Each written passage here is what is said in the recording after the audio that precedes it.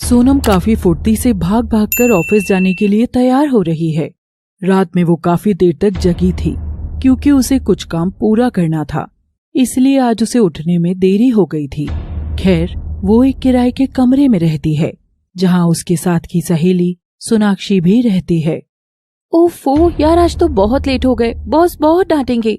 सच में यार, जल्दी कर, तूने ही लेट करवाया है। सुन सोनाक्षी, तू मेरी वजह से लेट मत हो, तू जा। नहीं यार, तेरे साथ जाने की आदत मुझे पड़ गई है, रहने दे, मैं भी बॉस से डांट खा लूंगी। अच्छा, तो तू मेरे लिए डांट खाएगी? हाँ और क्या, इसमें कौन सी बड़ी बात है। अच्छा जल्दी सैंडल पहन और चल, बहुत सुंदर लग रही है। बस हो गया अब। हाँ हाँ चल चल। सोनम जल्दी से सैंडल पहन लेती है और सोनाक्षी के साथ ऑफिस के लिए निकल जाती है। दोनों रोजाना ऑफिस जाने के लिए एक बस लेती हैं। मैं कह रही हूँ आज बस निकल गई होगी, दूसरी बस 15 मिनट बाद आएगी। हाँ तो आज हम ऑटो में चलते हैं। तो लेट होने की वजह से दोनों आज ऑटो से जाती हैं और ऑफिस पहुंच जाती हैं, जहां जाते ही बॉस उन्हें ऑफिस में बुला लेता है।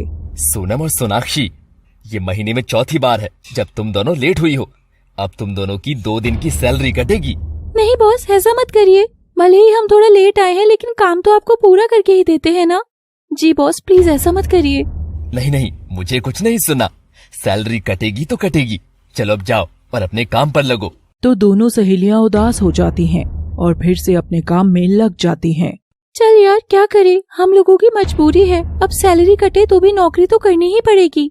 वही तो, भले ही हम लोग लेट आए हैं लेकिन बॉस को ये तो देखना चाहिए ना कि हम उनका काम तो कंप्लीट करके ही जाते हैं।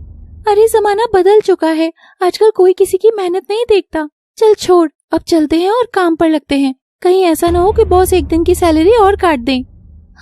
खड़ूस कहीं का। इसके बाद दोनों अपने काम पर लग जाती हैं। दरअसल ये दोनों सहेलियां फैक्ट्री में पैकिंग का काम करती थी। खैर, कुछ घंटे में इंटरवल हो जाता है तो सोनाक्षी सोनम के पास आती है। अरे यार सोनम, जल्दी कोई दूसरी अच्छी जॉब मिल जाए, यहाँ तो सैलरी कम है और ऊपर से इतना काम भी करना पड़ता है। हाँ यार, मैंने कुछ दिन पहले रोहित को फोन किया था और उससे कहा था हम दोनों के लिए कोई अच्छी जॉब देख दे, लेकिन अभी तक उसने कुछ बताया नहीं। मैं उसे शाम को फिर से कॉल करूंगी और पूछूंगी। हाँ यार जल्दी पूछ, मैं तो बहुत थक गई हूँ इस जॉब से। हाँ यार, उस टाइम मेरे पास कोई नौकरी नहीं थी, इसलिए मैंने जल्दबाजी में यहाँ ज्वाइन कर लिया था। कोई बात नहीं, देखना आगे जो भी होगा अच्छा ही होगा। हाँ यार, एक तू ही तो है जो मुझे इतना हौसला देती है, देखना भगवान तेरा बहुत भला करेंगे। शुक्रिया। अच्छा सोनम, चल कैंटीन से समोसे खा लेते हैं, सुबह तो जल्दबाजी में कुछ बना भी नहीं पाए। हाँ सोनाक्षी चल। इसके बाद दोनों कैंटीन से समोसा लेने के लिए चली जाती हैं। तो शाम के वक्त इन दोनों की छुट्टी हो जाती है। अच्छा सुन, दिन में समोसे से मन नहीं भरा था यार, चल ना गोलगप्पे खाते हैं। हाँ चल। इसके बाद दोनों गोलगप्पे के ठेले पर जाती हैं और गोलगप्पे खाने लगती हैं कि तभी एक लड़का भी उनके बगल में खड़े होकर गोलगप्पे खाने लगता है। वहीं इस वक्त सोनाक्षी और सोनम गोलगप्पे खा लेती हैं। भैया ये लीजिए आपके पैसे। वो पैसे देकर दोनों वहाँ से जाने लगती हैं कि तभी वो लड़का देखता है कि वहाँ पर सोनम के पर्स से 500 का नोट गिर गया है। लड़का उनके पीछे जाता है। सुनिए, ये आपका नोट नीचे गिर गया है, रुकिए। Hello madam. तभी उस लड़के की आवाज सुनकर दोनों लड़कियां पीछे मुड़ती हैं। क्या हुआ, बोलिए। अरे ये आपका 500 रुपए का नोट आपसे गलती से नीचे गिर गया था। ओह अच्छा, थैंक यू सो मच। कोई बात नहीं, लेकिन ध्यान रखा करिए। इसके बाद वो लड़का वहाँ से चला जाता है। सोनम उसे देखती रहती है। वैसे सोनम लड़का था बड़ा क्यूट, कहीं तुझे उससे प्यार तो नहीं हो गया? अरे पगली, कैसी बातें करती है, वैसे लड़का तो हैंडसम था, तो जाहिर सी बात है कि उसकी गर्लफ्रेंड भी होगी। हाँ हो भी सकता है और नहीं भी हो सकता है, कुछ कह नहीं सकते। अरे हमारी किस्मत में ये सब कहाँ है, हमारी किस्मत में तो दिन रात मजदूरी करना लिखा है। अरे ऐसा मत सोच, हो सकता है तेरे सपनों का राजकुमार भी अब जल्दी ही आने वाला हो, लेकिन मुझे ऐसा लगता है कि मेरे सपनों के राजकुमार के आने से पहले तेरा राजकुमार पहले आ जाएगा। अच्छा। हाँ। और ऐसे ही बातें करते करते दोनों सहेलियां घर पहुंचती हैं। अरे यार सोनम, ये देख पंखा ही खराब हो गया। वही तो, एक तो लाइट इतनी जा रही है और ऊपर से पंखा भी खराब हो गया। सही में यार, पता नहीं क्या हो रहा है, कुछ सही नहीं चल रहा है। वही तो, मैं भी परेशान हो गई हूँ, पता नहीं सब कब ठीक होगा। मैं तो कहती हूँ सोनम कि तू अपने अमीर घर में जाकर रह ले, क्यों यहाँ गरीबों की तरह रहती है। नहीं सोनाक्षी, मैं वहाँ वापस नहीं जा सकती। लेकिन तुम्हारे परिवार वाले बहुत पैसे वाले हैं, वो तुम्हारी मदद कर सकते हैं। वो तो है, लेकिन तुझे पता है ना कि मैं क्यों वो घर छोड़कर आई थी।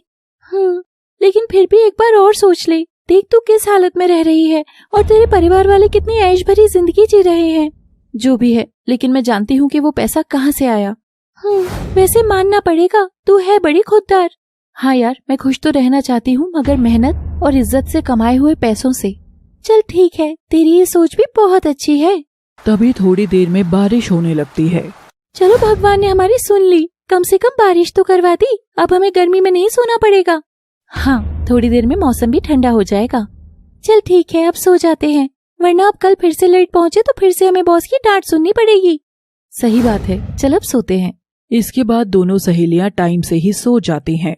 अगला दिन आता है और फिर से दोनों वही रूटीन फॉलो करती हैं। वहीं इसी शाम एक औरत सोनम से मिलने के लिए उसके दफ्तर के बाहर खड़ी रहती है। अच्छा सोनाक्षी, तू जरा यहाँ पर बैठ, मैं अभी आती हूँ। इसके बाद सोनम उस औरत के पास पहुँचती है। दरअसल ये औरत सोनम की माँ हेमा है। सोनम को देखते ही उसकी माँ उसे गले लगा लेती है और रोने लगती है। बेटा घर आजा, इतनी जिद करना भी अच्छा नहीं। नहीं माँ, अब मैं उस घर में नहीं आ सकती। वैसे भी पिताजी चाहते हैं कि मैं उस घर से दूर रहूं। बेटा वो जो चाहते हैं उन्हें चाहने दे, लेकिन तेरी माँ तो अभी जिंदा है ना। बेटा अपनी माँ की खातिर अपने घर वापस लौटा। नहीं माँ, अब बहुत देर हो चुकी है, मैं उस घर में कभी नहीं आऊंगी। बेटा ऐसे मत बोल, वो जैसे भी है तेरे परिवार वाले ही हैं। माँ, वो दिन आप भूल सकती हैं जिस दिन पिताजी ने मुझे घर से बाहर निकाल दिया था, लेकिन मैं नहीं भूल सकती। लेकिन बेटा तू भी तो कितनी जिद कर रही थी। माँ, वो जिद नहीं है, वो सच्चाई है, और सच सबको कड़वा लगता है। प्लीज माँ, अब आप ऐसे बिहेव मत करिए जैसे आपको कुछ पता ही ना हो। पिताजी इतने कैसे अमीर हुए ये तो आपको पता ही है। अरे सोनम बेटा, जो हुआ सो हुआ, अब पुरानी बातों को याद करके क्या फायदा। नहीं माँ, आप नहीं जानती कि पिताजी ने जिनका बुरा किया है उनकी आत्मा कितनी तड़प रही होगी। बेटा तू इतना मत सोच। और वैसे भी माँ, अगर मैं उस घर में वापस गई तो आपको पता है ना, वो लोग बिल्कुल भी खुश नहीं होंगे। बेटा मैंने तुझसे कितनी बार कहा है कि तुझे उनसे कोई मतलब नहीं होना चाहिए, तुझे सिर्फ अपनी माँ से मतलब होना चाहिए। तू ये तो देख कि तेरी माँ तेरे लिए कितना तड़प रही है। वो तो मुझे पता है माँ, मैं आपसे बहुत प्यार करती हूँ, लेकिन क्या करूँ, अभी हालात ही ऐसे हैं कि मैं आपके साथ नहीं चल सकती। आप अपना ध्यान रखिएगा माँ, अब मैं चलती हूँ। हेमा कुछ नहीं बोलती। वहीं सोनम अपनी माँ से बात करके वहाँ से चली जाती है। वहीं हेमा भी दुखी होते हुए घर पहुँचती है। उसकी छोटी बेटी मोना उसका इंतजार कर रही थी। अरे माँ, आप कहाँ थी? मैं आपको कब से ढूंढ रही थी। हाँ बताओ क्या बात है। मोना अपने मोबाइल पर हेमा को कुछ अलग अलग सैंडल्स की फोटो दिखाती है। अरे माँ, ये देखो, इसमें से कौन सी सैंडल आपको ज्यादा अच्छी लग रही है, पिंक वाली या रेड वाली? अरे बेटा, लेकिन इनके दाम तो बहुत ज्यादा हैं। अरे माँ, आप दाम मत देखो, बस आप ये बताओ कौन सा कलर ज्यादा अच्छा लग रहा है।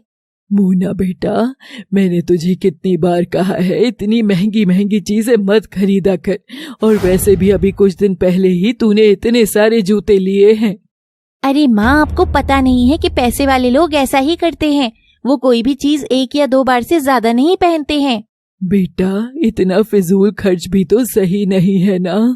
ओफो माँ, इसलिए मुझे आजकल आपसे बात करने का मन नहीं करता है। आपको कुछ भी बोलो तो आप मुझे ज्ञान देने लग जाती हो। बेटा एक तरफ अपनी बड़ी बहन सोनम को देख, बेचारी किस तरीके से अपनी जिंदगी काट रही है। मैंने देखा था उसके पास एक ही जोड़ी सैंडल है जो वो रोज अपने दफ्तर के लिए पहना करती है। अब तो उसकी वो सैंडल भी घिस गई है। अरे माँ, अगर आपको उनकी सैंडल की इतनी ही टेंशन थी तो आपने उन्हें नई क्यों नहीं दिलवाई? हाँ, तुझे तो पता ही है वो कितनी खुददार लड़की है, मुझसे 1 भी रुपया नहीं लेती है वो। हाँ, आपका बस चले तो आप सारी प्रॉपर्टी उनके ही नाम कर दें। ये कैसी बातें कर रही है मोना? हाँ माँ, सही तो कह रही हूँ। आप तो जब देखो बस उनकी ही तारीफ करती रहती हैं। हमारी तो कोई अच्छाई दिखती ही नहीं है आपको। तभी हेमा के बेटे अभिषेक के कमरे से मारपीट की आवाज सुनाई देती है। दरअसल अभिषेक एक आदमी के साथ अपने कमरे में बैठकर बातचीत कर रहा था। तभी इन दोनों की लड़ाई हो गई। कमरे के अंदर से जोर जोर से मारपीट की आवाज आ रही थी, जिसे सुनकर सभी परिवार वाले घबरा रहे थे। अरे अभिषेक बेटा, क्या हुआ? फिर से लड़ाई हो रही है। मुझे तो डर लग रहा है। तब अचानक से अभिषेक जोर से दरवाजा खोलता है और दरवाजा खोलते ही वो उस आदमी को गिरा गिरा कर मारने लगता है। बेचारा वो आदमी पतला दुबला सा था, इसलिए वो अभिषेक के सामने टिक नहीं पाया। अरे बेटा, क्या कर रहा है ये तू? छोड़ दे उसे, बेवजह क्यों मार रहा है उसे? जाने दो ना इसे। अरे अम्मा, आप नहीं जानती हैं कि हम इसे काहे मार रहे हैं। ससुरा हमारी बात नहीं समझ रहा है। हम तुम्हारी बात कभी नहीं मानेंगे। तुम चाहे हमारी जान ले लो। अरे वो तो हम तेरी जान ले ही लेंगे। इतना कहने के बाद अभिषेक उस आदमी को और भी मारने लगता है। वहीं दूसरी ओर हेमा और मोना अभिषेक को रोक रही हैं। अरे भैया, आपने तो इसे इतना पीट लिया है, अब जाने दीजिए इसे। ये ससुरा हमका नौटंकी दिखा रहा है। तुझे तेरे कर्मों की सजा जल्दी ही मिलेगी अभिषेक, देख लेना। अबे चुप। इसके बाद अभिषेक उस आदमी को और भी मारता है और जब उस आदमी के खून बहने लगता है तो अभिषेक उसे छोड़ देता है। सन, चुपचाप 15 दिन के अंदर वो मकान खाली हो जाना चाहिए, नहीं तो हम तुमको मार डालेंगे, समझे या नहीं? आदमी वहां से बिना बोले भागकर चला जाता है। वहीं हेमा अपना सिर पकड़कर बैठ जाती है। बेटा, सोचा नहीं था कि तू बड़ा होकर ऐसी गुंडागर्दी करने लगेगा। अरे अम्मा, कुछ नहीं होता है, ठीक है ना? आप इतना मत सोचो। और हम कोई गुंडागर्दी नहीं करते हैं। तो ये क्या कर रहे हो? हाँ, हम तो अपने मालिक की बात सुन रहे हैं। दरअसल हमारे मालिक इस आदमी के घर की जमीन पर कुछ मॉल वगैरह खोलना चाहते हैं। हमारे मालिक इस आदमी को पैसे भी दे रहे हैं। तो तू क्यों बीच में पड़ रहा है? तेरा मालिक देख लेगा। बीच में तो पड़ेंगे ही। ये आदमी ऐसा घटिया है कि मानने को तैयार ही नहीं हो रहा है। कह रहा है कि हम हटेंगे नहीं वहाँ से। तो आप ही बताओ कि कौन गलत है और कौन सही? बेटा, उस आदमी की उस घर से बहुत सारी भावनाएं जुड़ी होंगी और या फिर कोई और वजह होगी जो तू कभी समझेगा नहीं। अरे अम्मा, ये सब छोड़ो, चलो खाना खाने का समय हो गया है, खाना खाते हैं। दरअसल अभिषेक गुंडागर्दी भी करने लगा था और गुंडागर्दी करके वो बहुत पैसे भी कमा रहा था। इसलिए मोना और रमेश ज्यादा नहीं बोलते थे। सोचा नहीं था कि मेरा बेटा इस राह पर चल पड़ेगा। छोड़ो ना माँ, जाने दो। खैर, कुछ दिन बीत जाते हैं। इन सब की जिंदगी ऐसी ही चलती रहती है। एक दिन सोनाक्षी खुशी खुशी सोनम के पास जाती है। अरे सोनम, तुम 2 दिन पहले कह रही थी ना कि तुझे उस महंगे वाले रेस्टोरेंट में बैठकर पिज्जा और चीज पास्ता खाने का बहुत मन कर रहा है। हाँ यार, लेकिन तू ये सब क्यों पूछ रही है? अरे मैं इसीलिए पूछ रही हूँ क्योंकि आज मैं तुझे वहाँ पर ले जाऊंगी और तुझे तेरे मनपसंद का पिज्जा और चीज पास्ता खिलाऊंगी। क्या मजाक है ना?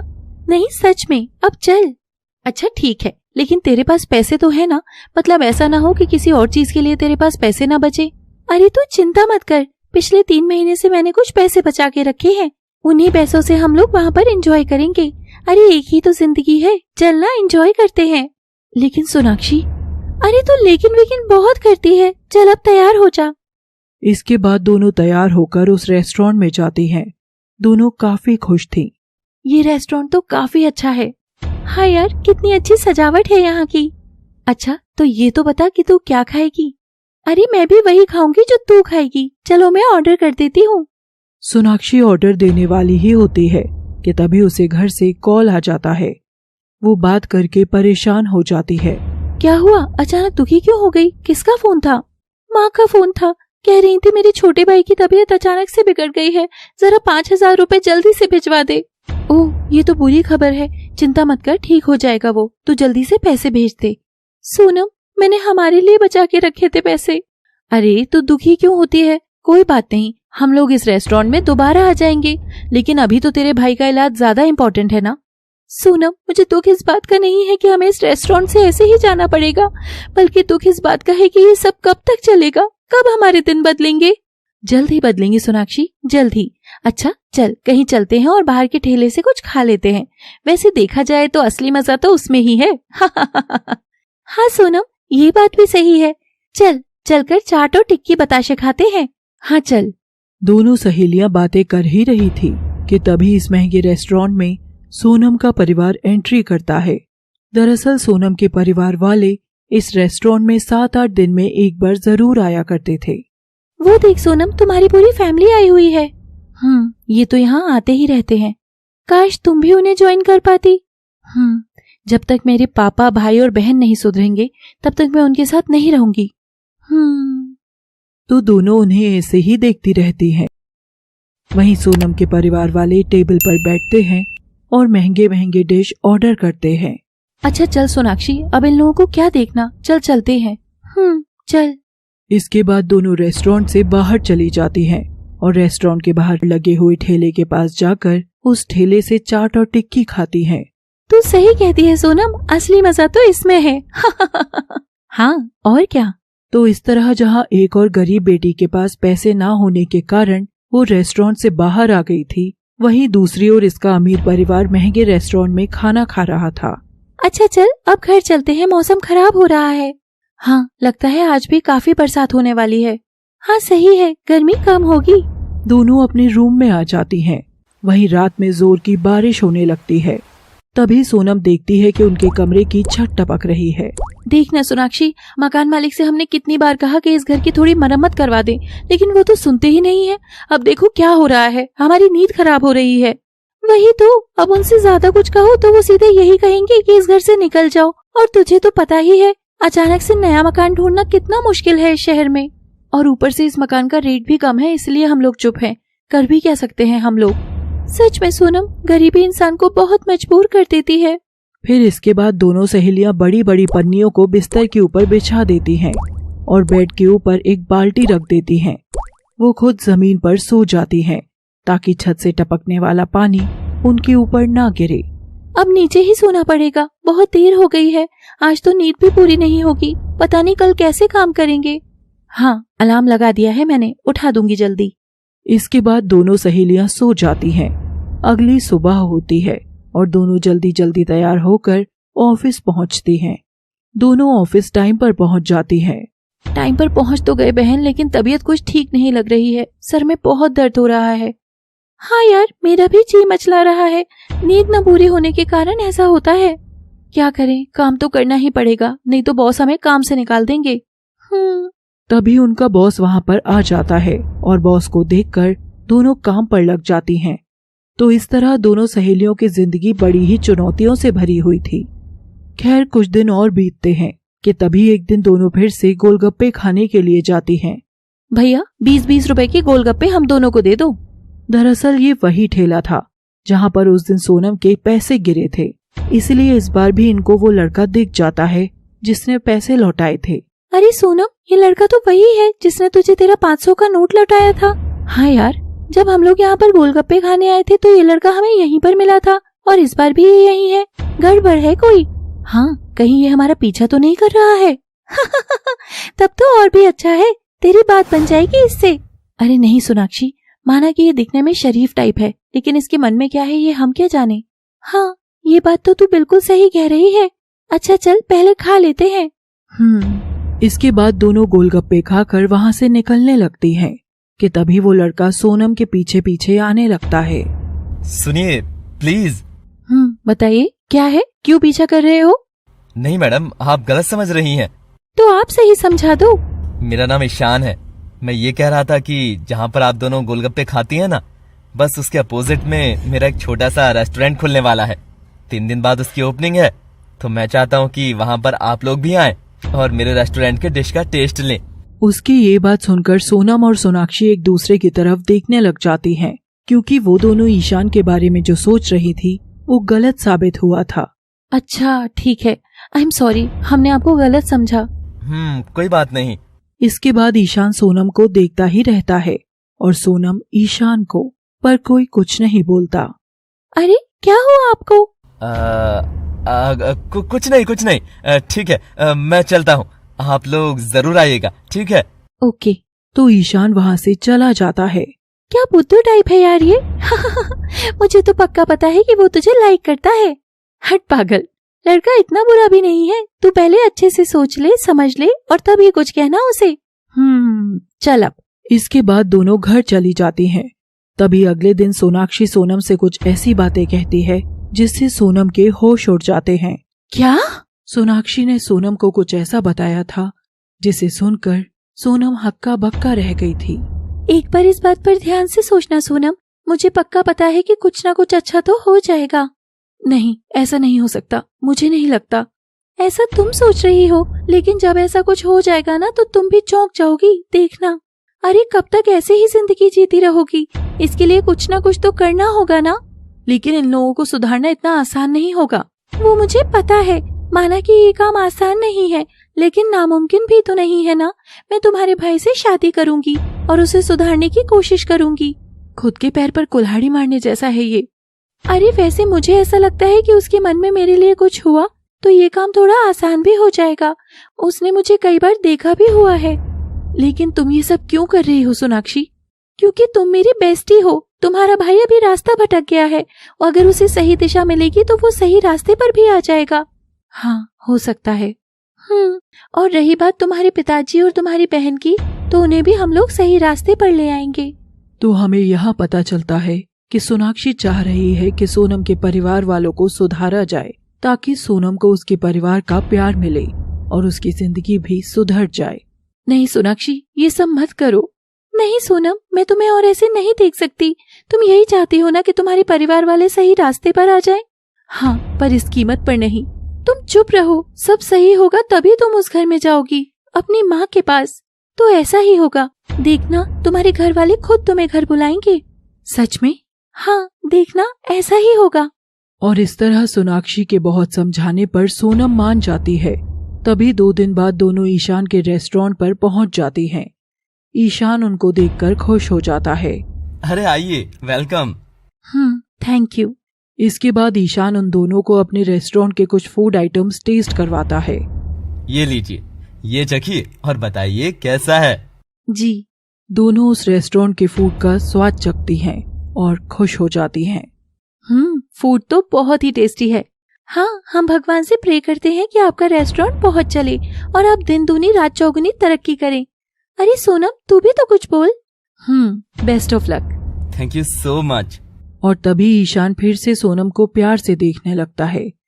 वहीं बेचारी सोनम शर्माने लगती है। सोनाक्षी दोनों को देखकर मुस्कुराती है। तभी सोनाक्षी जोर से खांसने का नाटक करती है।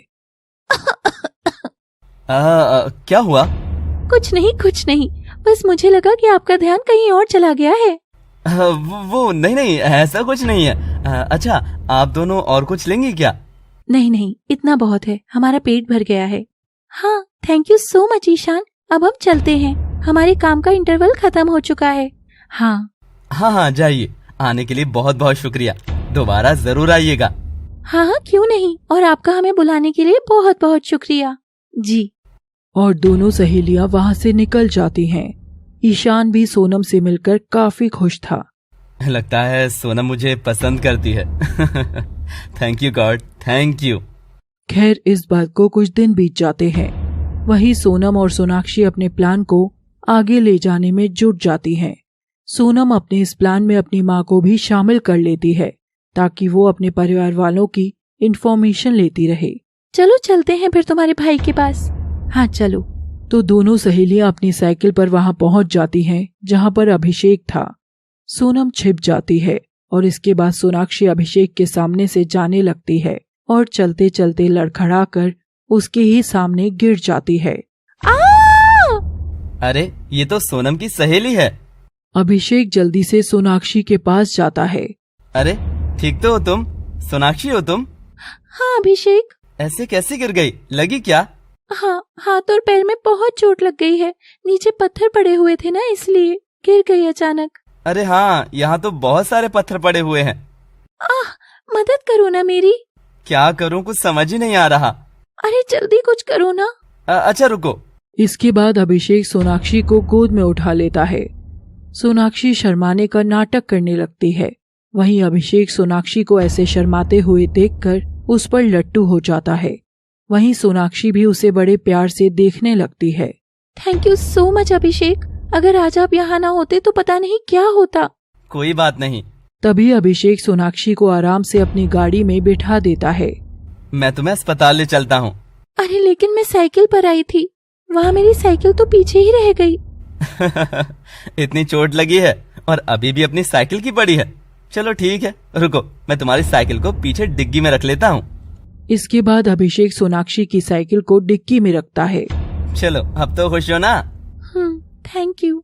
इसके बाद अभिषेक सोनाक्षी को अस्पताल ले जाता है और उसकी मरहम पट्टी करवा देता है। अब तुम अच्छा महसूस कर रही हो ना सोनाक्षी? हाँ, अब मुझे थोड़ा अच्छा लग रहा है। Thank you so much. अरे कितनी बार थैंक यू बोलोगी, हो तो गया। चलो अब चलते हैं। ठीक है। तो सोनाक्षी की मरहम पट्टी करवाने के बाद अभिषेक सोनाक्षी को उसके घर तक छोड़ने जाता है। सुनो वो हाँ बोलिए ना, क्या कहना चाह रहे हैं आप? वो सोनाक्षी, क्या मुझे तुम्हारा नंबर मिल सकता है? अरे इसमें हंसने वाली कौन सी बात है? नंबर देने का मन नहीं है क्या? मेरा फोन तो वहीं रह गया यार। अरे नहीं नहीं, ऐसी कोई बात नहीं है। रुको, मैं कागज पर अपना नंबर लिख देती हूँ। इसके बाद सोनाक्षी कागज पर अपना नंबर लिख देती है और अभिषेक को दे देती है। अच्छा हम चलें क्या साथ, तुम्हें छोड़ने अंदर? नहीं नहीं, मैं चली जाऊंगी अब। ठीक है। और सोनाक्षी धीरे धीरे कमरे के अंदर जाने लगती है। ये लड़कियों को समझना कितना मुश्किल है। अच्छा अब चल बेटे, काम धंधे पर लग जा। ये सब सोनम चुपके से खिड़की से देख रही थी और हंस रही थी। खैर अभिषेक वहाँ से चला जाता है। यार तूने तो एकदम कमाल ही कर दिया। भैया का मुंह तो देखने लायक था। हाँ, मैं पूरे तरीके से श्योर हूँ कि तुम्हारा भाई जल्द ही बदल जाएगा। हाँ, देख के तो लग रहा है। अच्छा, आई एम सॉरी, मेरी वजह से तुमको चोट खानी पड़ी। अरे कोई बात नहीं यार, वैसे भी मैं ये सब अपनी मर्जी से तेरे लिए कर रही हूँ ना, तो इसलिए तू सॉरी मत बोला कर। अच्छा खाना बन गया क्या? बहुत भूख लग रही है। हाँ बन गया है, चलो अब खाना खाते हैं। इसके बाद दोनों सहेलियां बैठकर खाना खाती हैं। वहीं शाम हो जाती है और सोनाक्षी को अभिषेक का कॉल आता है। हेलो सोनाक्षी, मैं बोल रहा हूँ अभिषेक। तुम ठीक तो हो ना? हाँ पहचान लिया, और मैं ठीक हूँ। अच्छा, और क्या कर रही हो? कुछ नहीं, बस अपना काम कर रही थी। अच्छा। इसके बाद अभिषेक कुछ नहीं बोलता है। दोनों की तरफ चुप्पी ही छाई थी। अरे बोलो ना अभिषेक, इतनी देर से चुप हो, क्या हुआ? वहीं दूसरी ओर सोनम इन दोनों की बातें सुनकर हंसती रहती है। वो सोनाक्षी, हमको ना लड़कियों से बात करना नहीं आता है। ओह अच्छा, तो इसका मतलब ये है कि आपने पहले कभी किसी लड़की से बात नहीं की? नहीं नहीं, ऐसा नहीं है कि हमने कभी किसी लड़की से बात नहीं की। बात तो किया है, लेकिन कभी प्रेम नहीं किया। मतलब कभी ऐसी लड़की मिली नहीं जिससे हम प्रेम करें। अच्छा, तो ये समस्या है आपकी? हाँ। कोई बात नहीं, हम है ना, हम आपको सिखा देंगे कि लड़कियों से कैसे बात करते हैं। लेकिन हमें ये तो बताइए कि वो लड़की कौन है जिससे आप बात करना चाहते हैं, किससे प्रेम करते हैं? वो लड़की तो... बोलिए ना, आप हर बात पर इतना हिचकिचाते क्यों हैं? लगता है आप हमें उस लड़की के बारे में बताना नहीं चाहते हैं। नहीं नहीं, बताना तो चाहते हैं, लेकिन अभी नहीं बता सकते। हम पहले जानना चाहते हैं कि उस लड़की के मन में हमारे लिए क्या है। अच्छा, तो हमें उसका नाम और नंबर ही दे दीजिए ताकि हम उससे बात कर सकें। अरे नहीं नहीं, हम खुद ही उससे बात कर लेंगे। बस आप हमें सिखा दीजिएगा कि लड़कियों से अच्छे से बात कैसे करते हैं। ठीक है। अच्छा, लेकिन आपसे एक बात कहनी है। हाँ बोलिए। हम आपसे बात करते हैं, ये बात आप हमारी बहन को ना बताइएगा। ठीक है, नहीं बताएंगे। अच्छा ठीक है सोनाक्षी, अब हम फोन रखते हैं, हमको जरा कुछ जरूरी काम पर जाना है। तो अभिषेक फोन रख देता है। सोनम, तुम्हारे भैया तो बड़े अजीब हैं। वही तो, हाथी के दांत दिखाने के कुछ और, खाने के कुछ और। तो ऐसे ही सोनाक्षी अब अभिषेक से धीरे धीरे बात करना शुरू कर देती है और उसे अपने प्रेम के जाल में फंसाने लगती है। खैर एक दिन ईशान सोनम के पास आता है। उस समय सोनम अकेले मार्केट गई हुई थी। हाय। हेलो। सोनम, मैं तुमसे एक बात कहना चाहता हूँ, तुम बुरा तो नहीं मानोगी ना? अगर बुरा मानने वाली बात नहीं होगी तो नहीं मानूंगी। वैसे बात इतनी बुरी भी नहीं है, बस मैं तुमसे अपने दिल की बात कहना चाहता था। अच्छा बोलो। तभी ईशान उसे एक रोज देता है। वो सोनम, मैं तुमसे कहना चाह रहा था कि आई लव यू। मैं तुमसे बहुत प्यार करता हूँ और तुमसे ही शादी करना चाहता हूँ। क्या तुम मेरी वाइफ बनोगी? ईशान की ये बात सुनकर सोनम सोच में पड़ जाती है। क्या हुआ, क्या सोच रही हो? क्या मैं तुम्हें पसंद नहीं? देखो, तुम बुरा मत मानना ईशान, लेकिन मुझे अभी शादी नहीं करनी है। मुझे अभी अपना करियर बनाना है। जब मैं कुछ बन जाऊंगी उसके बाद ही शादी के बारे में सोचूंगी। अच्छा तो ये बात है। कोई बात नहीं, कुछ बनने के बाद तो हमसे शादी करोगी ना। हम तब तक इंतजार करने के लिए तैयार हैं। लेकिन अभी तुम प्लीज मेरा प्रपोजल एक्सेप्ट कर लो। ईशान प्लीज तुम मुझे फोर्स मत करना। मुझे जो करना है मैं खुद ही करूंगी, ठीक है? एंड आई होप कि तुम मेरे डिसीजन को एक्सेप्ट करोगे। You are a nice man. ठीक है, तुम जो डिसीजन लोगी वो मैं खुशी खुशी स्वीकार करूंगा, क्योंकि मैं तुमसे सच्चा प्यार करता हूँ। इसलिए तुम्हारी खुशी में मेरी खुशी होगी। ठीक है, थैंक्स। तो सोनम वहाँ से जाने लगती है। अरे ये रोज तो ले लो। नहीं ईशान, अभी ये तुम अपने पास रखो।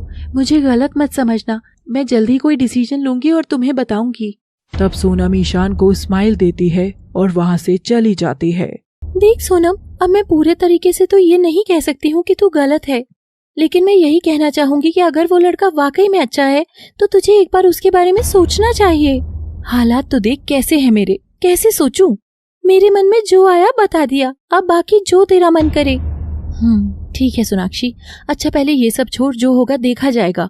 पहले तू ये बता आगे का क्या प्लान है? हाँ, वो मैंने अभिषेक को तारा होटल में बुलाया है।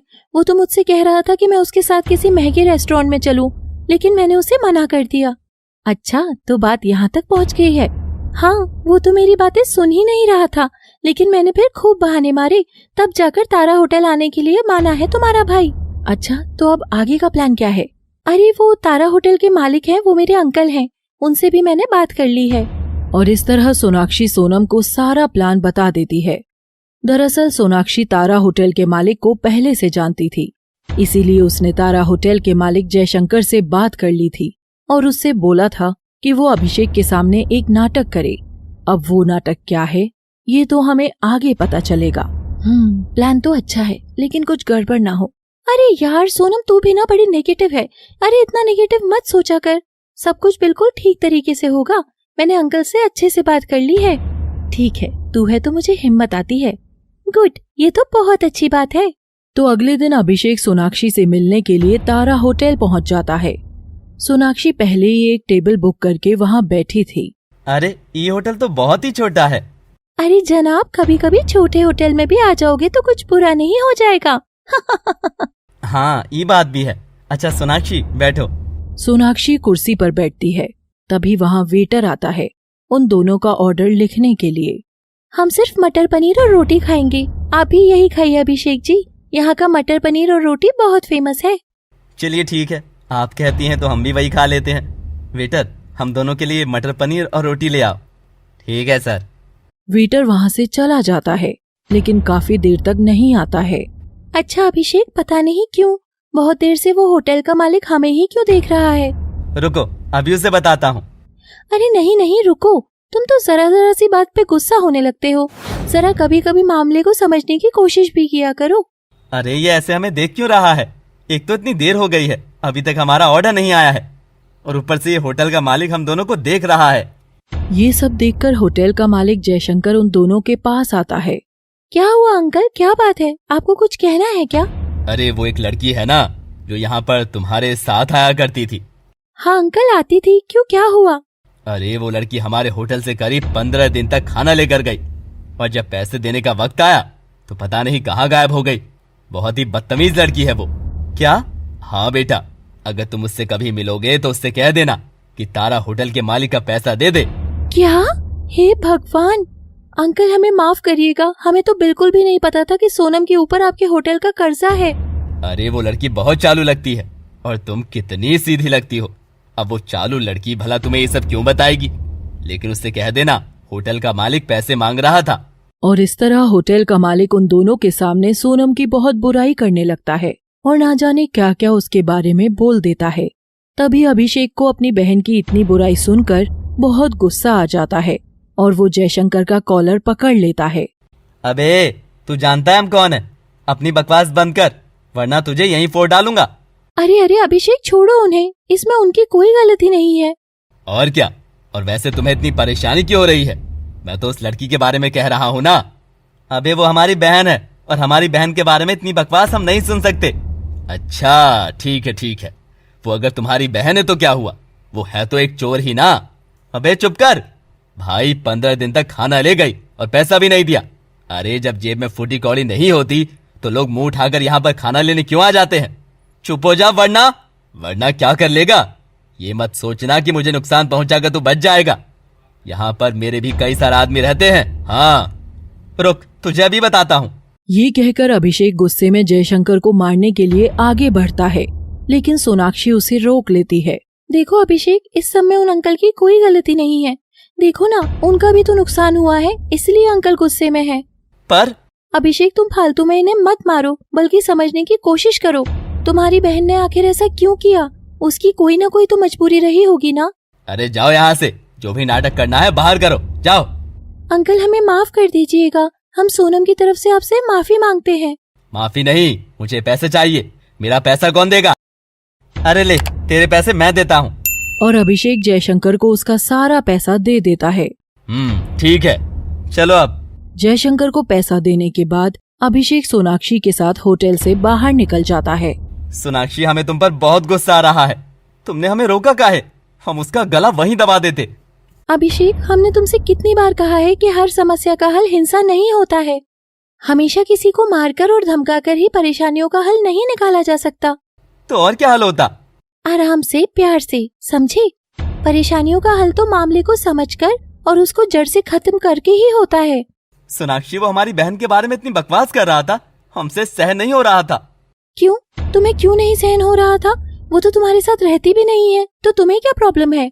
अरे भले ही वो हमारे साथ रहती नहीं है, लेकिन है तो हमारी बहन ही ना। तो तुम उसे घर क्यों नहीं बुला लेते? नहीं। क्यों? अरे वो पिताजी से बेवजह लड़ रही थी, तभी पिताजी ने भी उसे घर से बाहर निकाल दिया और वो भी घर छोड़कर चली गई। उसको लगता है कि घर में माँ को छोड़कर हम सब गुंडे हैं। बात तो सही है। क्या? कुछ नहीं। देखो, अगर सोनम आप लोगों के बारे में ऐसा सोचती है तो आप लोगों ने भी तो कभी उसे गलत साबित करने की कोशिश नहीं की। ये भी तो गलत है ना, बस उसे ऐसे ही घर से निकाल दिया। वो तो है। वैसे क्या किया था तुम्हारे पिताजी ने? दरअसल बात ये थी कि पिताजी अपने बड़े भाई उमेश की सारी जमीन हड़प लिए थे, जिससे ताऊ जी को अपने परिवार के साथ गरीबी में जिंदगी जीनी पड़ी। ये तो गलत किया। वहीं अपनी जिंदगी से तंग आकर उमेश ताऊ जी ने अपने बच्चे और अपनी पत्नी के साथ नहर में छलांग लगाकर जान ले ली थी। हे भगवान, बहुत बुरा हुआ। रिश्ते ऐसे नहीं निभाए जाते हैं मिस्टर अभिषेक, रिश्तों को समझना पड़ता है। और इस तरह सोनाक्षी अभिषेक को अच्छी अच्छी बातें सिखाती है। अच्छा, वैसे ये बताओ कि अभी तो हमारी बहन ठीक है ना? उसे अभी पैसों की जरूरत तो नहीं है ना? तो अभिषेक के मुंह से सोनम के लिए ऐसी बातें सुनकर सोनाक्षी मन ही मन बहुत खुश होती है। हाँ ठीक तो है, लेकिन मैं तुम्हें एक बात बता दूं कि फैक्ट्री में से जो पैसा मिलता है वो बहुत कम मिलता है और इसीलिए अक्सर हम दोनों को पैसे की जरूरत पड़ती रहती है। अरे अब मुझे उससे क्या लेना देना? वो अपनी जिंदगी देखी और मैं अपनी। अब तो मेरी जिंदगी में तुम आ गए हो ना, तुम तो मेरे खर्चे उठा ही रहे हो, मुझे उससे क्या लेना देना? अब रहने दो उसे अकेले। इतना कहने के बाद सोनाक्षी अभिषेक के चेहरे की तरफ देखती है ताकि वो उसके हाव भाव को समझ सके। वो नोटिस करती है कि उसके मुंह से ऐसी बातें सुनकर अभिषेक को अच्छा नहीं लग रहा था। अरे क्या हुआ? मैंने कुछ गलत तो नहीं कह दिया ना? नहीं, लेकिन मैं ये कह रहा था कि जरा तुम उसका ध्यान रखना। अगर उसे किसी चीज की जरूरत पड़ती है तो कभी कभी उसकी हेल्प कर दिया करना। ओह अच्छा, ठीक है, फिर तुम जैसा कहो। मैं तो सोच रही थी कि सोनम के साथ मैं जिस रूम में रहती हूँ वो रूम छोड़ दूं और दूसरा रूम ले लूं। नहीं, ऐसा मत करना, नहीं तो वो अकेली पड़ जाएगी। पक्का? हाँ। ठीक है, फिर रहती हूँ तुम्हारी प्यारी बहन सोनम के साथ वहीं। अच्छा चलो, अब बहुत देर हो गई है, भूख भी लग रही है। हाँ चलो, मैं तुम्हें उसी रेस्टोरेंट में ले जाता हूँ। अच्छा, ओके। उसके बाद दोनों एक रेस्टोरेंट में जाते हैं। उस रेस्टोरेंट में खाना पीना करने के बाद दोनों अपने अपने रास्ते निकल जाते हैं। थोड़ी देर बाद सोनाक्षी घर पहुंच जाती है। क्या बात है सोनाक्षी, आज तो तू बहुत खुश लग रही है। अरे खुशखबरी है सोनम डार्लिंग। अच्छा, क्या बात है बता। अरे वो तुम्हारे भैया। और इस तरह आज जो कुछ भी हुआ था सोनाक्षी वो सब सोनम को बता देती है। क्या सच्ची में वो मेरी इतनी फिक्र कर रहा है? हाँ सोनम, हाँ यही सच है। अच्छा हाँ। तभी वहाँ ईशान का दोस्त मंजुल आकर दरवाजा नॉक करता है। दोनों सहेलियां दरवाजे पर जाती हैं। आप में से सोनम कौन है? हाँ मैं ही हूँ सोनम, आप कौन है? जी मैं ईशान का दोस्त। मैं ईशान की शादी का कार्ड देने आया था। क्या? हाँ, 2 दिन बाद ईशान की शादी है, ये लीजिए कार्ड। तो मंजुल शादी का कार्ड देकर वहां से चला जाता है। वहीं ईशान की शादी की बात सुनकर दोनों सहेलियां बिल्कुल हैरान हो गई थी। ईशान की शादी की बात सुनकर दोनों सहेलियों को कुछ समझ नहीं आ रहा था कि ईशान ऐसा क्यों कर रहा था। नहीं, ये नामुमकिन है। अभी के अभी उसके रेस्टोरेंट पे चलते हैं, वो वहीं पर होगा। हाँ चलो। और सोनाक्षी सोनम को लेकर जल्दी से वहां पहुंच जाती है। सोनम जाओ और उससे बात कर। तो सोनम ईशान के पास जाती है। अरे सोनम, तुम यहाँ? तुम्हें मेरी शादी का कार्ड मिला ना? हाँ मिला। तुम्हारी शादी 2 दिन बाद है क्या? सच में है क्या? हाँ बिल्कुल है, मजाक के कार्ड थोड़ी ना छपवाए हैं। अब तो तुम खुश हो ना? हाँ खुश हूँ। सच्ची? हाँ बिल्कुल। चलो अच्छी बात है। अच्छा सोनम, तुम्हें मुझसे कुछ और बोलना हो तो बताओ, वरना मैं जाता हूँ। दरअसल आज मैं जरा बिजी हूँ। नहीं, कुछ नहीं कहना। अच्छा ठीक है, तो फिर मैं जा रहा हूँ। ईशान वहां से जाने लगता है कि तभी सोनाक्षी पीछे से आवाज लगाती है। ईशान रुको, सोनम को तुमसे कुछ जरूरी बात करनी है। ये तुमसे सही से बात नहीं कर पा रही है। मैं बताती हूँ आखिर क्या बात है। अच्छा बताओ फिर। वो सोनम तुमसे ये पूछना चाह रही थी कि तुम तो सोनम से प्यार करते थे ना, तो तुम किसी और से शादी क्यों कर रहे हो?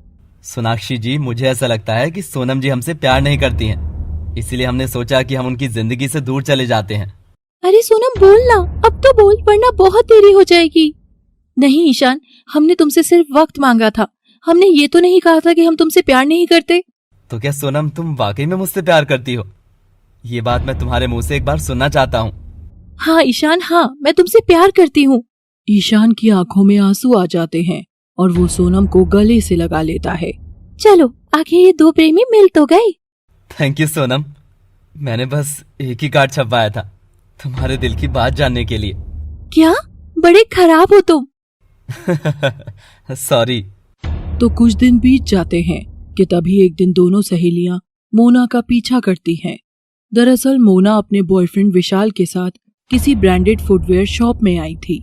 अरे यार विशाल, ये 3000 के जूते क्या देख रहे हो? ये वाला देखो ना, 7000 वाले, वो तुम्हारे पैरों में बहुत अच्छे लगेंगे। हाँ तुम सही कह रही हो। ठीक है, अगर तुम्हें जूते पसंद है तो हम इसे ही पैक करवा देते हैं, वरना चाहो तो तुम वो व्हाइट वाला भी देख सकते हो। लेकिन वो तो महंगा है, वो 15,000 रुपए का है। अरे यार तो क्या हुआ, तुम्हारे लिए 15,000 के क्या 30,000 के जूते भी मैं चुटकियों में ले सकती हूँ। Thank you so much Mona. अच्छा ठीक है, अब चलो यहाँ से जल्दी। तुम तो मुझसे भी ज्यादा टाइम लगाते हो शॉपिंग में। नहीं मोना, ये तो तुमने गलत बोल दिया। अच्छा भैया, आप ये 15,000 वाले जूते पैक कर दो, ये सबसे अच्छा लग रहा है। ओके। इसके बाद दुकानदार शूज पैक कर देता है और विशाल को दे देता है। जूते लेकर दोनों वहां से निकल जाते हैं। वहीं दूसरी ओर सोनाक्षी और सोनम दूर से इन दोनों को देख रही थी। देखो तो कितने महंगे महंगे सामान लेती है तुम्हारी बहन। हाँ, इसकी पहले से ही ऐसी आदत है। मैंने तो आज तक 1000 रुपए की भी जूती नहीं खरीदी है। हाँ, नखरे बहुत है। इसका ये बॉयफ्रेंड बिल्कुल बेकार है, हमेशा इससे गिफ्ट लेता रहता है। जब मैं पहले उस घर में रहती थी ना, तो मैंने मोना को कई बार बताया कि वो एक अच्छा लड़का नहीं है, लेकिन वो तो हमेशा इस बात को उल्टा ही लेती थी। बस जल्द ही हम इस विशाल के खिलाफ कुछ सबूत इकट्ठा कर लें, तभी तुम्हारी बहन को समझ में आएगा कि असली रिश्ते क्या होते हैं और कौन उसका भला चाहता है और कौन उसका बुरा। अच्छा चल, वो देख, दोनों कार में कहीं जा रहे हैं। ये कार मोना की है क्या? हाँ, मोना की ही है। इसके बाद दोनों सहेलियां जल्दी से ऑटो पकड़ती हैं और मोना की कार का पीछा करने लगती हैं। थोड़ी देर बाद विशाल के घर के बाहर मोना कार रोक देती है। अच्छा बाय। बाय जानू, और thank you so much for the gift. अरे कोई बात नहीं, कल के इवेंट में तुम यही पहन के जाना। हाँ। अच्छा बाय। अब बाय। मोना वहाँ से निकल जाती है। अब विशाल घर के अंदर जाने के लिए घर का लॉक खोल रहा होता है कि तभी वहाँ पर सोनाक्षी आ जाती है। हाय। हेलो, आप कौन? मेरा नाम सोनाक्षी है। हम 2 दिन पहले ही इस कॉलोनी में शिफ्ट हुए हैं। अच्छा, आप वही है ना जो मॉडलिंग करते हैं? हाँ, आपको कैसे पता? वो मैंने एक मैगजीन देखी थी, उसमें आपकी फोटो थी। वैसे आप बहुत हैंडसम लग रहे थे उसमें। Thank you. You're welcome. अच्छा, आप बुरा ना माने तो क्या मुझे आपका नंबर मिल सकता है? हाँ, क्यों नहीं। तभी विशाल खुश होकर सोनाक्षी को अपना नंबर दे देता है। Thank you so much. My pleasure. इसके बाद सोनाक्षी फोन पर विशाल से बात करने लगती है। अब सोनाक्षी जानबूझकर विशाल को रोज कॉल करती है और इस बीच बात काफी आगे बढ़ जाती है। विशाल, आई रियली लव यू। मैं भी तुमसे बहुत प्यार करता हूँ। मेरा तो मन करता है कि मैं पूरा दिन सिर्फ तुम्हारे साथ बिताऊं। अच्छा जी, ये बात है क्या? हाँ, I love you too Sonakshi. और इस तरह विशाल और सोनाक्षी बातें करते रहते हैं। वहीं सोनाक्षी ये कॉल रिकॉर्ड कर लेती है और इसके बाद सोनाक्षी और सोनम मोना के पास पहुंच जाती हैं। वो दोनों उसे सारी बात बता देती हैं। नहीं, ये नहीं हो सकता, झूठ है सब, तुम मुझसे जलती हो, मेरी बहन होके भी मेरी दुश्मन बन गई है ये। अरे अब तो होश में आजा मोना, सच्चाई को देख, अब तो सच्चाई तेरे सामने है। देख, तेरे होते हुए भी विशाल किसी और लड़की के साथ बातें कर रहा है। रिकॉर्डिंग सुन लो, फिर बताओ। तो सोनाक्षी उसे सारी कॉल रिकॉर्डिंग सुना देती है। ये सच नहीं है, तुम लोगों ने उसे फंसाया है। भले ही ये मेरी सहेली है, लेकिन ये सब हमने सिर्फ तेरे लिए ही किया है, ताकि तेरे आंखों के सामने से उसके झूठे प्यार का पर्दा हट सके। नहीं नहीं मोना, विशाल एक नंबर का झूठा, मक्कार और बदमाश आदमी है। वो तुमसे कोई प्यार व्यार नहीं करता है। उसके लिए तुम सिर्फ एक एटीएम मशीन हो। अरे तुम्हारे होते हुए वो किसी दूसरी लड़की के साथ कैसे प्यार कर सकता है? इस तरह दोनों सहेलियों के बहुत समझाने के बाद आखिरकार मोना समझ जाती है। दीदी, आज आपने मेरी आंखें खोल दी। सच में आप मेरे लिए हमेशा अच्छा सोचती थी। मैं ही बेकार हूँ जो हमेशा आपको गलत सोचती रही। कोई बात नहीं मोना, अब पुरानी बातें भूल जाओ। अब अपनी जिंदगी की शुरुआत नए सिरे से करो। हाँ दीदी। और इस तरह मोना भी सुधर जाती है। वहीं दूसरी ओर सोनाक्षी ने अभिषेक के गुस्से को भी काफी हद तक कम कर दिया था। अभिषेक अब धीरे धीरे गुंडागर्दी छोड़ रहा था, क्योंकि उसको समझ आ रहा था कि गुंडागर्दी करने से उसका भविष्य अंधकार में आ जाएगा। तभी एक दिन उसकी तो मैं टांगे तोड़ दूंगा। अजी, सुबह सुबह किस पर गुस्सा कर रहे हो? अरे है एक, बेवजह दिमाग गर्म कर रहा है मेरा। तभी डोरबेल बजती है। मोना दरवाजा खोलती है। मोना हैरान हो जाती है। भैया आप, ये क्या? मम्मी पापा देखो तो। रमेश हेमा भी वहाँ आते हैं और देखते हैं कि वहाँ अभिषेक सोनाक्षी के साथ आया था। दोनों ने शादी कर ली थी। बेटा, तूने शादी कर ली? तो आखिर तूने इस गरीब से शादी कर ही ली। मैंने तुझसे मना किया था ना कि इससे शादी मत करना। पिताजी, इस लड़की में कोई भी कमी नहीं है। अरे कमी का हमें क्या कोई अचार डालना है? हमें तो कोई अमीर बहू चाहिए थी, ऐसी भिखमंगी नहीं। पिताजी, ये मत भूलिए कि हम आपके बेटे हैं और गुस्सा करना हमने आपसे ही सीखा है। बेहतर होगा कि आप हमारी पत्नी को ऐसे ना बोलें। अब हमें आशीर्वाद दीजिए बस। तो ठीक है, फिर मैं भी तेरा बाप हूँ। मैं कोई आशीर्वाद नहीं देने वाला इसे। तुझे जो करना है कर ले। ये कहकर रमेश वहाँ से चला जाता है। लेकिन वहीं हेमा बहुत खुश थी। वो अपनी बहू की आरती उतारती है और उसका स्वागत करती है। सोनाक्षी बेटा, तू तो देवी है देवी। तेरी वजह से ही मेरा बेटा सुधर गया है। माँ जी। अच्छा, जा अब अपने कमरे में आराम कर ले। जी माँ जी। तो कुछ दिन बीत जाते हैं, लेकिन तभी एक दिन सोनम का किडनैप हो जाता है। सभी लोग थाने पहुंचते हैं और कंप्लेंट लिखवाते हैं, लेकिन करीब 5 बाद भी उसका कुछ पता नहीं चलता। मेरी बहन का किडनैप जिसने भी किया है, मैं उसे छोड़ूंगा नहीं। पता नहीं कौन होगा वो। वही तो। हे भगवान, हमारी सोनम सही सलामत हो। तभी एक दिन आधी रात में सब लोग गहरी नींद में सो रहे थे और अचानक से रमेश की आंख खुलती है। ऐसा लगा जैसे कोई गेट खोलकर अंदर आया है। जाकर देखता हूँ। रमेश दबे पांव हॉल रूम में जाता है। तभी वो देखता है कि 2 नकाबपोश आदमी वहाँ खड़े हैं। मार दो इसे। नहीं, कौन हो? रमेश चिल्लाने ही वाला था कि दूसरा आदमी उसका मुंह कस के बंद कर देता है। अबे बुड्ढे, तूने इतना माल छुपाया है?